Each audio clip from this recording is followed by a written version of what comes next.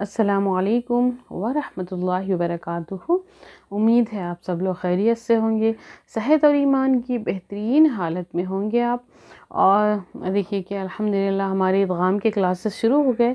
तो जो रूल्स है हमारे उसमें हमारे देखिए कि क़वाइद में हम इजहार हो गया, इदगाम अभी हम पढ़ रहे हैं। इदगाम में इदगाम क्या चीज़ है, इदगाम के बारे में हम पढ़ चुके। उसके बाद हमारी नेक्स्ट क्लास हुई इदगाम में मसलैन हो गया। अभी हमारी ये क्लास अभी इदगाम में मुतक़ारिबैन के बारे में है। ठीक है, देखिए कि मुतक़ारिबैन यानी कि करीब है ना, ख़ाफ अलीफ और रा करीब। ठीक है, मुतक़ारिबैन यानी कि करीबुल मखारिज वाले हुरूफ।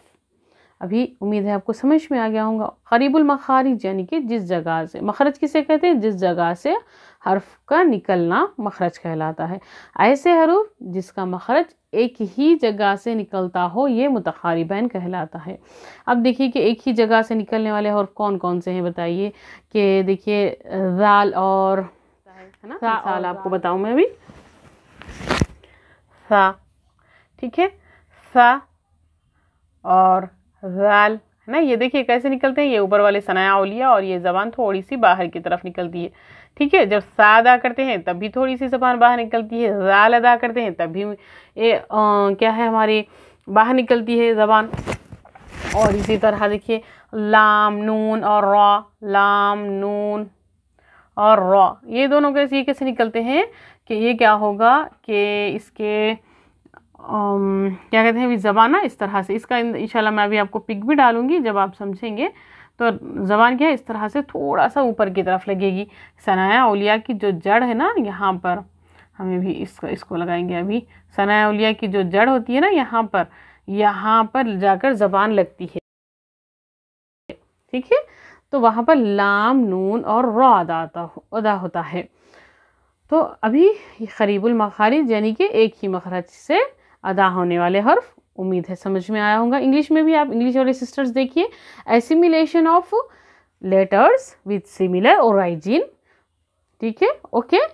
फिर देन इसका रूल देखिए, when a letter is a word is साकिन and other the letter following it has शद्दा। ओके, चलें अभी उर्दू के मीडियम वाले देखिए कि पहला हर्फ साकिना होना चाहिए, फिर दूसरा हर्फ क्या होगा, तजदीद वाला हर्फ होना चाहिए। ठीक है, देखिए कि अभी ये दोनों एक ही जगह के हैं, तो अभी ये देखिए साकिना होना चाहिए, दूसरा शद वाला होना चाहिए।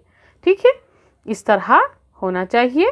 फिर इन हुरूफ को जब हम पढ़ते हैं, जब हम कुरान में पढ़ते हैं, तो ऐसा महसूस होना चाहिए कि पहला वाला हर्फ मखरज से अदा हो रहा है, लेकिन वो जाहिर नहीं होगा, बल्कि क्या होगा, इसको पढ़ते वक्त क्या होगा, साकिना हर्फ तजदीद वाले हर्फ से मिल जाता है, दोनों एक दूसरे से मिल जाते हैं।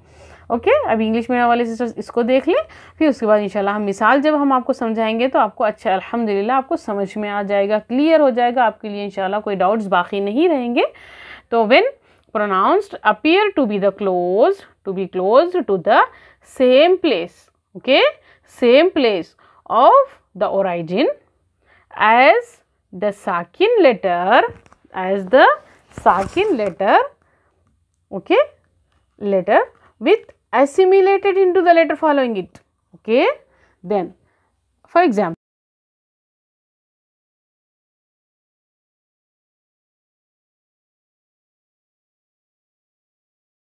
मुतक़ारिबैन के लिए क्या पढ़ा था हमने पढ़ा था ये करीबुल मखारिज वाले हुर्फ होते हैं। ठीक है, अब इसमें क्या होगा, पहला हर्फ साकिन होगा, फिर दूसरे जो बाद वाला हर्फ होगा तजदीद वाला होगा। ठीक है, फिर इसके बाद जब हम इसको पढ़ेंगे तो ऐसा महसूस होगा कि पहले वाला हर्फ का मखरज इसके अंदर अदा हो जा रहा होगा और हमें जो साकिना वर्ड है ना वो तजदीद वाले हुर्फ में मिल जाता है, यानी कि मदगम हो जाता है। इसीलिए हम इसको क्या कहते हैं, हम मुतक़ारिबैन यानी कि करीबी मखरज वाले। ठीक है, करीबी मखरज वाले। अब बताइए कि करीबी मखरज वाले जो हर्फ होते हैं ना वो कौन कौन से हैं हमारे पास। देखिए मिसाल के तौर पर हमने लिया था नून लाम रा, जो एक ही ज़बान के जो क्या है किनारे से निकलते हैं।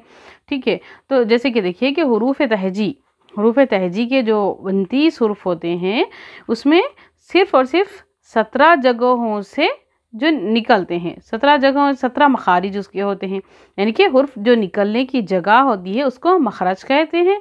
तो उसके जो मखरज के जो जगह होती है वहाँ से कितने हुर्फ निकलते हैं, 17 हुरूफ निकलते हैं। तो इसका मतलब ये हुआ कि एक मखरज से 2, 3, 4 और एक कहीं से भी हम निकाल सकते हैं, यानी कि उसी के टोटल मिलाने पर हमें 17 हुरूफ मिलते हैं। तो यहाँ पर देखिए कि हमने यहाँ पर लाम, नून और रॉ की मिसाल हमने ली थी। ठीक है, उसी लिहाज से आपको मिसाल भी समझाऊंगी कि जब आप कुरान पढ़ रहे होंगे तो क्या करेंगे आप कि जब तिलावत के दौरान अगर आप देखेंगे कि पहला हर्फ आ गया हमारा, देखिए कि अगर साकिना हर्फ होना चाहिए, पहला हर्फ हमारा क्या होना चाहिए कि साकिना होना चाहिए, और दूसरा हर्फ हमारा क्या होना चाहिए कि हमारा दूसरा हर्फ होना चाहिए हमारा तजदीद वाला। ठीक है, तो यहाँ पर देखिए कि नून साकिन और लाम के ऊपर आ गया देखिए तजदीद। तो हम कुरान में जब भी हम इस तरह के 2 वर्ड्स देखेंगे तो वहाँ पर हम नीचे लिखेंगे इदगाम मुतकारिबैन। ठीक है, तो लम नुमक्किन लकुम, अभी हम यहाँ पर ये नहीं पढ़ेंगे लम नुमक्किन लकुम नहीं पढ़ेंगे, बल्कि हम क्या करेंगे लम नुमक्किन लकुम, यानी कि काफ से सीधा हम यहाँ पर आ जाएंगे, लाम पर आ जाएंगे। ठीक है, इसको हम नहीं पढ़ेंगे, इसको क्या होगा इसमें मर्ज किया जाएगा, नुमक्किन लकुम व अरसलना। ठीक है, इसी तरह वमल्लम, अभी देखिए नून आ गया लेकिन हम नून यहाँ नहीं पढ़े। इसी तरह मिर रब्बिहिम, है ना, तो यहाँ पर हमने मीम से सीधा हम रॉ पर आ गए, मीम से सीधा कहाँ आए हम रॉ पर आ गए। इसको हमने नहीं किया, हमने इसको क्या किया मदगम किया, इसमें इदगाम किया। ठीक है, ये इसी को कहते हैं हम मुतकारिबैन। ठीक है, अभी हम नेक्स्ट देख लेते हैं मुतजानसैन, यानी कि ये दोनों लगभग क्या है करीब करीब ही होते हैं, इसीलिए हमने इसको एक ही वीडियो में बनाया है। तो देखिए कि अभी हम नेक्स्ट क्या पढ़ेंगे इदगाम मुतजानसैन। ठीक है, तो ये दोनों एक ही वीडियो में हमने यही किया है, और मसलैन को हमने अलग वीडियो बनाया है, तो उसको आप लोग देखिए ज़रूर, तो ताकि आप लोगों को अच्छे से समझ में आ जाए। और इसीलिए हमने मसलैन को इसके साथ नहीं मिलाया क्योंकि आप लोग कभी कंफ्यूज ना हो। अभी मुतकारिबैन और मुतजानसैन दोनों मिलते जुलते हैं, एक जैसे हैं, तो इसीलिए हमने इस रूल को एक ही वीडियो में बनाया है। ठीक है, चलें अभी हम देखेंगे इदगाम मुतजानसैन। चलिए आइए अभी हम पढ़ेंगे इदगाम मुतजानसैन। ठीक है, चलिए अल्हम्दुलिल्लाह हमारी इंशाल्लाह ये इदगाम की क्लास हमारी आज की क्लास से एंड होगी। तो फिर कल हम इंशाल्लाह इक़लाब और नेक्स्ट वीडियो हमारी इक़लाब होगी, तो कोशिश करें कि आप उसको भी देखें। ठीक है, इसको भी समझने की कोशिश करिए।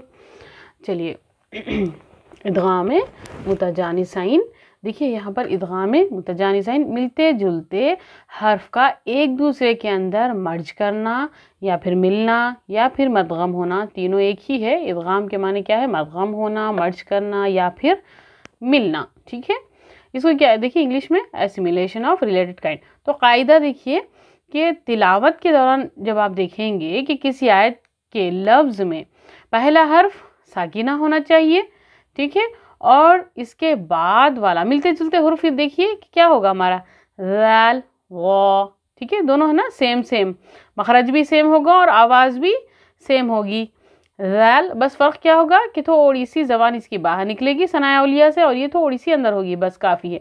ज़ाल और व है ना, क़ और ता दोनों मिलते जुलते हैं ना।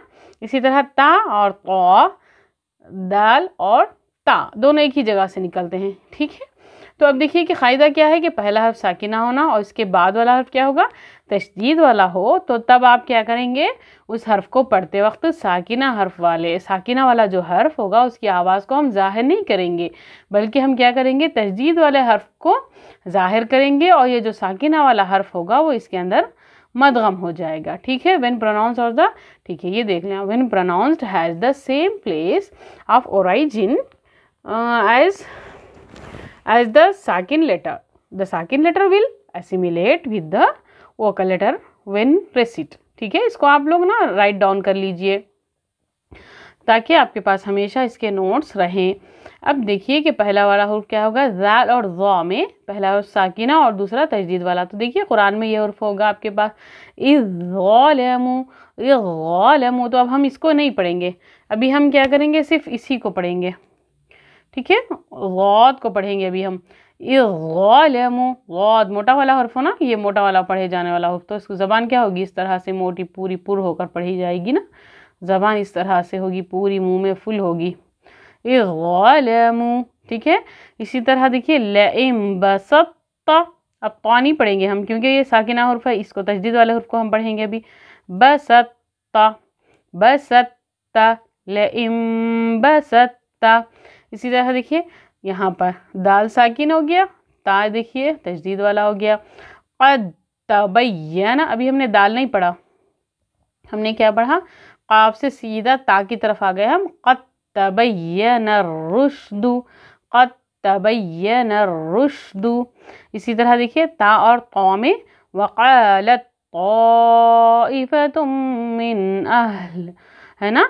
तो ता नहीं पढ़ा बल्कि क़ा पढ़ा, ठीक है। क़ा जो मोटा होता है ना, वो क़ा को इस तरह से मोटा हम पढ़ते हैं ना, क़ा इस तरह। क़ालत वक़ालत ताइफ़तुम मिन अहल, ठीक है। चलिए जी, सदक़ल्लाहुल अलीयुल अज़ीम। इंशाल्लाह उम्मीद है आप सबको समझ में आ गया होगा। अगर समझ में ना आए तो कमेंट करिए, और अल्हम्दुलिल्लाह हमारे ये इदगाम का हो गया, तो इंशाल्लाह हम नेक्स्ट क्लास में मिलेंगे। तो अगर आपको समझ में ना आए तो कमेंट करिए, और इसको सवाब जारिया की नीयत से दूसरों को शेयर करिए, और क्या है हमारे पास सब्सक्राइब करिए, ठीक है। बेल आइकॉन ज़रूर दबाइए ताकि नए वीडियोस आपके पास नोटिफिकेशन आपके पास आ जाए, ठीक है। चलिए जी, सदक़ल्लाहुल अलीयुल अज़ीम। अस्सलामु अलैकुम व रहमतुल्लाहि व बरकातुहू।